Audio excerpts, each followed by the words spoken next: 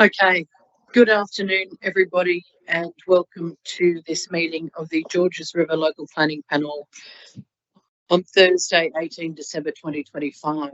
Before we go any further, I would like to pause for a moment's silence in light of the horrific events at Bondi on Sunday.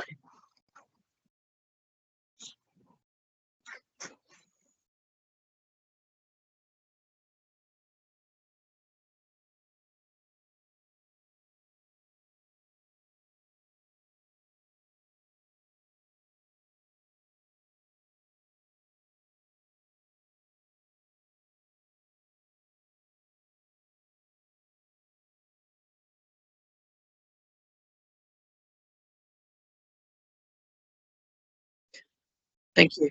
My name is Donna Reigate, and I'm the chair of the panel this afternoon.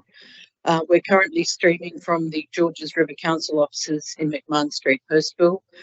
The panel members who make up the panel today are David Epstein and Deborah Laidlaw, who are our expert panel members, and Sophia Ma, who is our community representative. So welcome to all of you.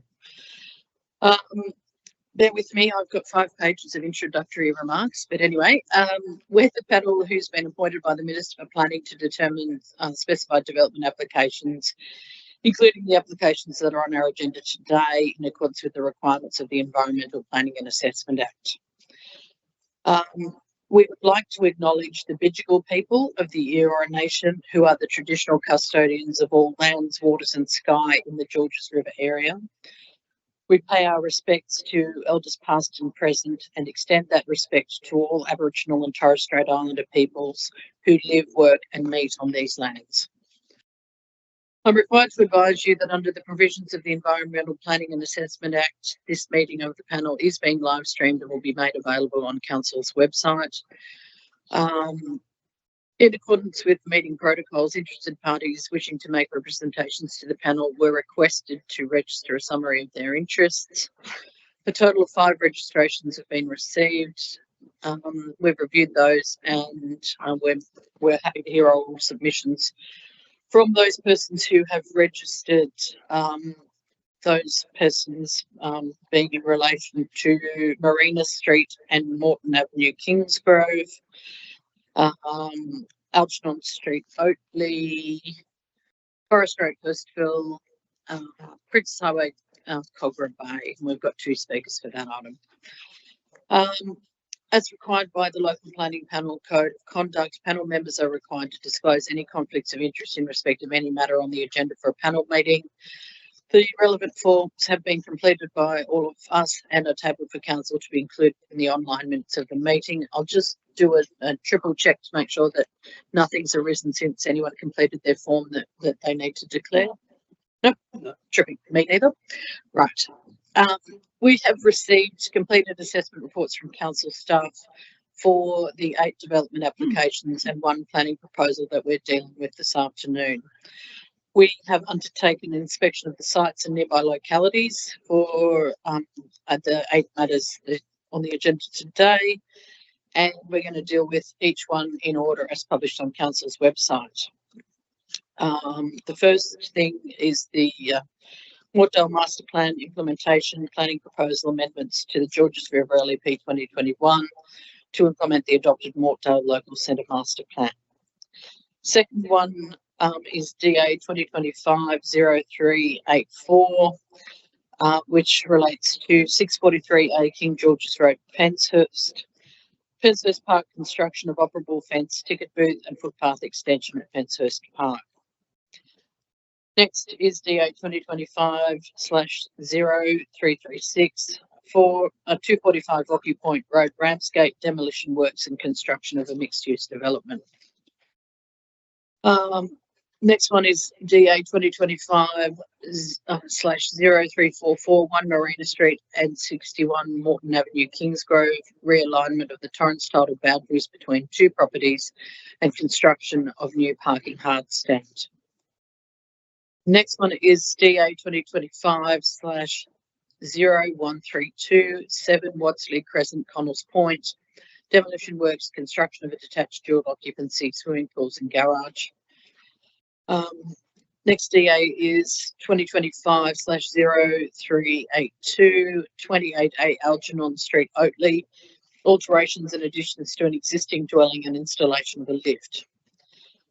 The following matter is modification application 2025/0136, relates to 243A to 247 Forest Road, Hurstville, and it's modification of DA 2025/0043 for temporary use of parts of Forest Road, Memorial Square, Palmcourt Car Park, Hurstville Interchange Park, and Hurstville Plaza for community, cultural, and corporate events, including the erection of associated overlay, including temporary structures for a 5-year period.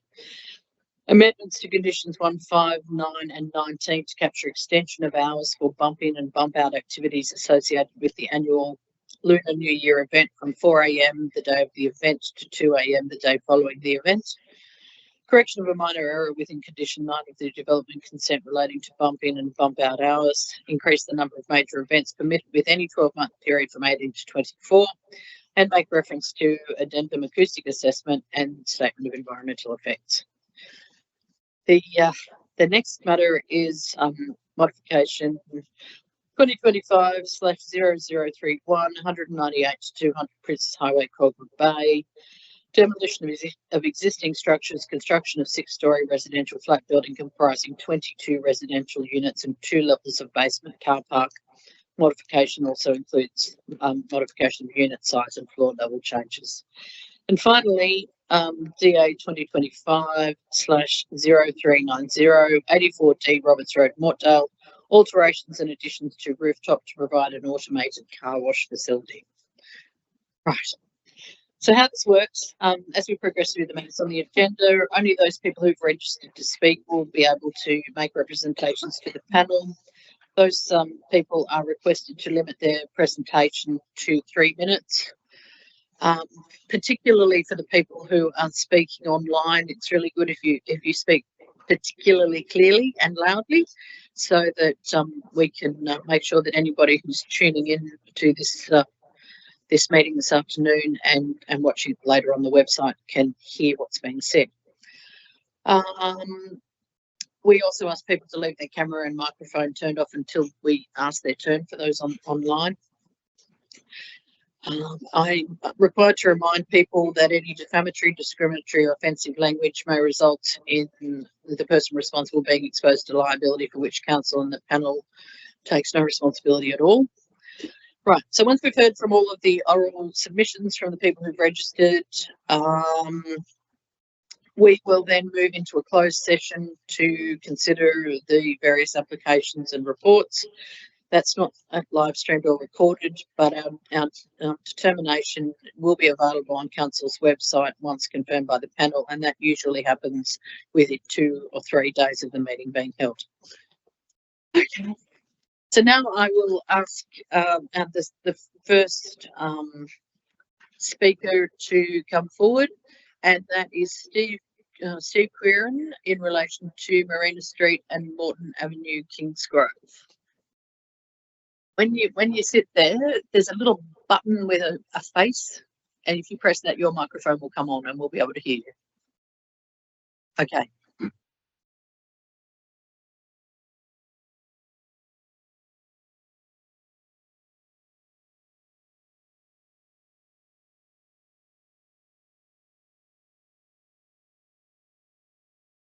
So just firstly, do you have a copy of the additional information that I submitted through the panel secretary? Do you need a copy? No? Okay. I'll be talking mostly on. So good afternoon. Thank you, panel members, for the opportunity to speak. I'm the applicant for this project. Here to respectfully request that the recommendation or refusal be reconsidered, and instead support of the clause 4.6 and approval of the DA. Sort of in brief discussion with the manager, the key issue here is council is not really supportive of setting precedent regarding the clause 4.6.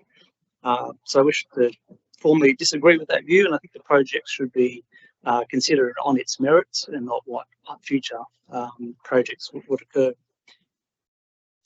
So in terms of, I'll go through a quick summary of the submissions that I submitted to the panel. In terms of the first one is the Kingsgrove locality statement. So that's on attachment 1 that I provided to you. So the variation that we're seeking is very site specific and basically can't be replicated elsewhere.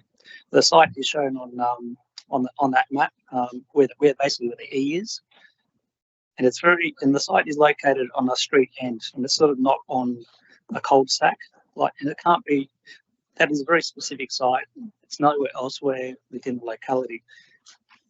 I also like to point out the corner lots, and those corner lots are very different from the mid blocks in the cadastral pattern.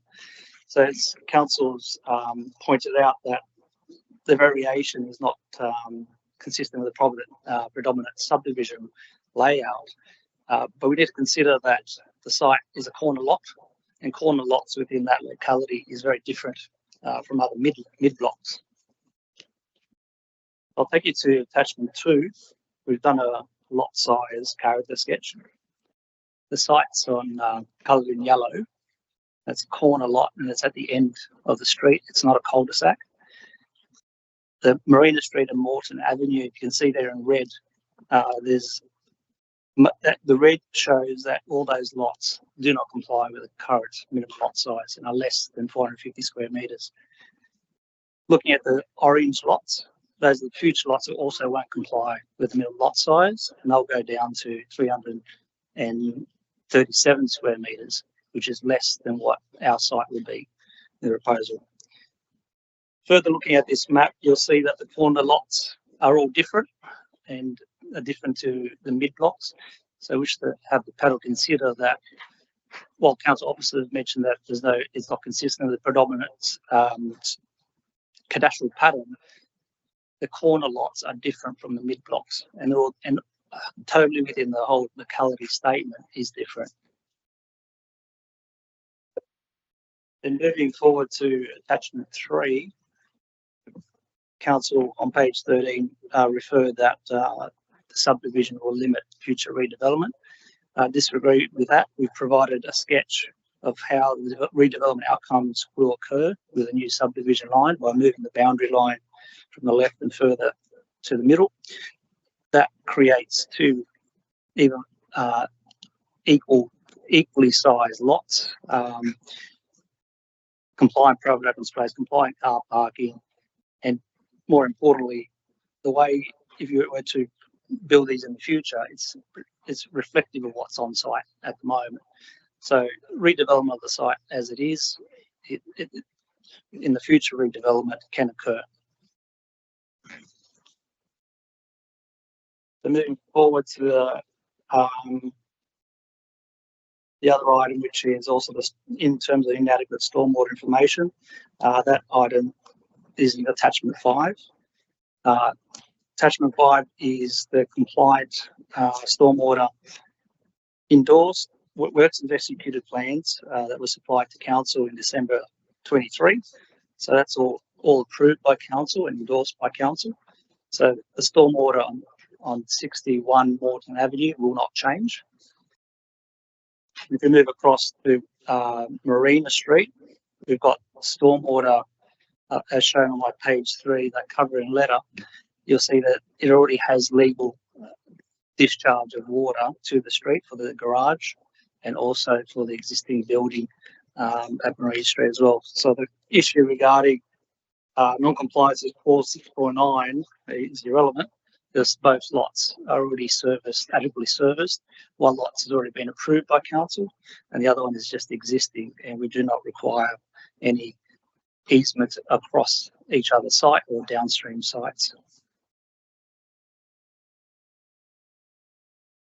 So in summary, I just respectfully request that council consider what's a better planning outcome for this site. There is a nuisance caused by the 2 properties, the way the current alignment is. In order to get to the front door of 61 Moreton Street, if a car's parked in one marina, you can't actually get to it. So it's a logical outcome to actually relocate the boundary so there's actually a clear access for 61 Moreton Avenue. Thank you. Got any questions, David? Members of the panel, questions? Yes, I just have a question. That you said that the realignment will improve the access, so you'll still have car parking on in that driveway, and the front door, the entry door to 61, will still be in the same place. Yeah, correct. If you were to subdivide, so how will it improve? It will improve it because the person will have ownership of that driveway. So at the moment, the person at 61, the tenant of 61, tenant of 1 Marina Street will park across the tenant of 61 and causes issues. Currently causes issues. So if you park, once it moves across, you have the ownership of that parcel of land and you can control your own access. Yeah, but there's no change physically to the space. It's just that it's a one less car space, and or you'll have the neighbour's car space won't be occupying that same driveway. I've got that problem with both tenants fighting amongst each other. So that's what I'm saying. Even though there's the new written non-compliance, it's going to provide a better outcome. And I'm showing that there's reasons that this won't create a precedent for other areas. Thank you. Anybody else got any questions? No? Okay, thank you very much for coming. Our next speaker is via Teams, and that is Elizabeth Solomon in relation to Algernon Street, Oatley.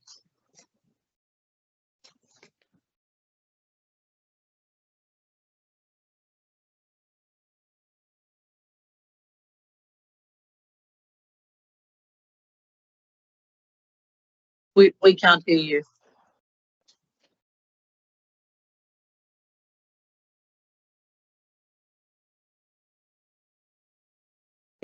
Is your microphone on?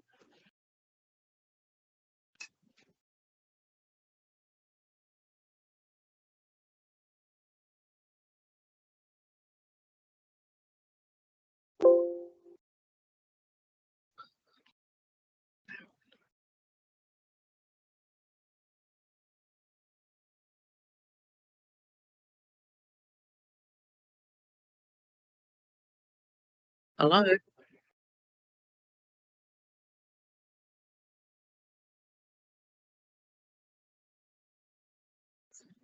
Can't hear you.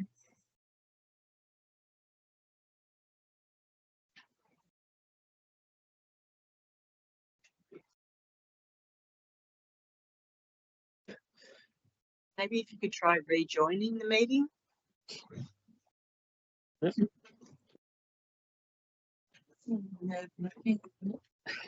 I wonder if we should move on to our next speaker whilst we're sorting this matter out. Luke Signoretti in relation to Forest Road, Hurstville, please.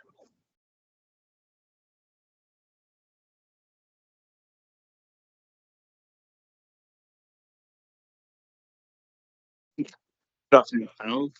Thanks for giving me the opportunity to speak this afternoon. My name is Luke Signoretti. I'm an associate at Milestone. We act as the applicant on behalf of council in relation to the modification application for the Hurstville event site. We've read through the assessment report and we acknowledge that all of the proposed modifications to conditions 1, 5, 9 and 19 have been picked up in the recommended conditions. So my attendance here is just to answer any questions that the panel may have in relation to the application. Over to you, members of the panel. Any questions? Oh, that was painless. Thank you very much. Thanks, guys. Have a good afternoon. Okay, looks like we've got Elizabeth back. Let's try that again, Elizabeth. We'll see if we can hear you this time. Yeah, sorry, can you hear me now? Yes, fantastic. Okay. Beautiful. So you've got all the additional information that was sent, including the clause 4.6 that was written by the town planner, I believe.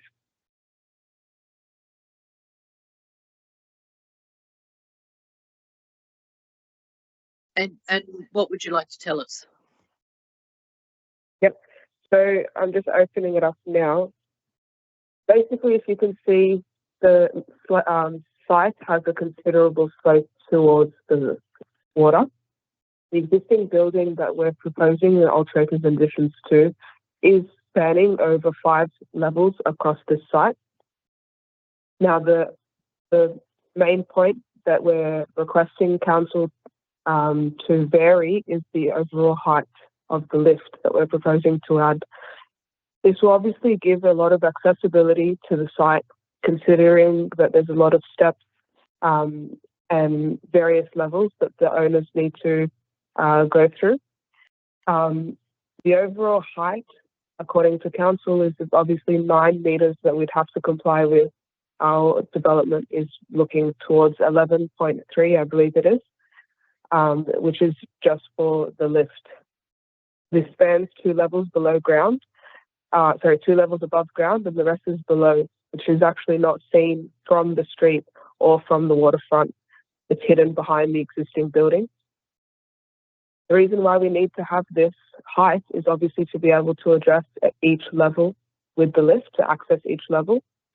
And we request that council is to put in a variation to the maximum height allowed for this nature.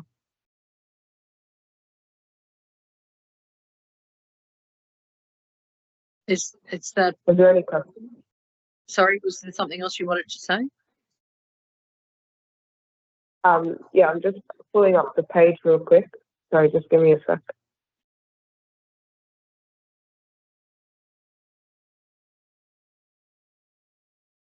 Essentially, the lift is also, as I said, not visible from the waterfront, which is one of the main issues that council would have had.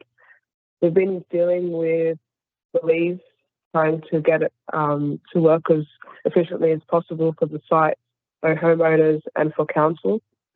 The report that Louise has written shows that it's definitely required to be able to access all the levels. The main issue is really just the height and the accessibility. So that would be it, I guess.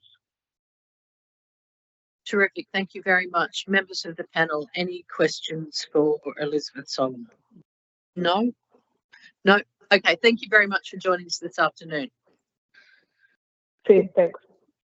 Okay. Our next speaker, we've got 2 speakers for the Princess Highway Kogarah Bay matter, Andrew Benjamin and Nasser Benjamin.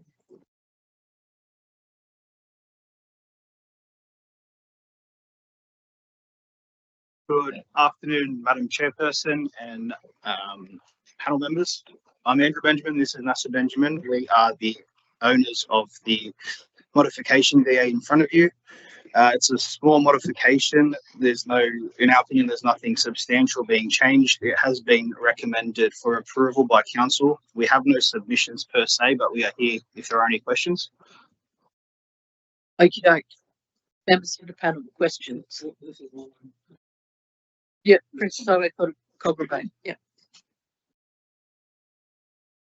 Yeah, I have a question, and I'm not sure if you can answer it, but it's in relation to the on-site detention, which I understand is largely the reason for lifting the building up, which is quite a significant modification in terms of raising the height of the building, but also in terms of raising the height of the ground floor and thereby introducing things like ramps and stairs. A ramp and stairs at the front, and ramp and stairs to get to the common open space. I was just trying to understand from the plans more clearly where those on-site detention tanks are. I understand they're going to be above ground. However, I found it difficult to read them on the plans. Maybe you can explain a bit more about where they're located. Sure. And just be, if you can show me somehow or explain more clearly where, how they impact on the building to make the whole building lift up. Yes, we this was a point of a lot of conversation between ourselves and council. it was something we did exhaust a lot of time and effort into seeing the levels and where we could put the OSD in.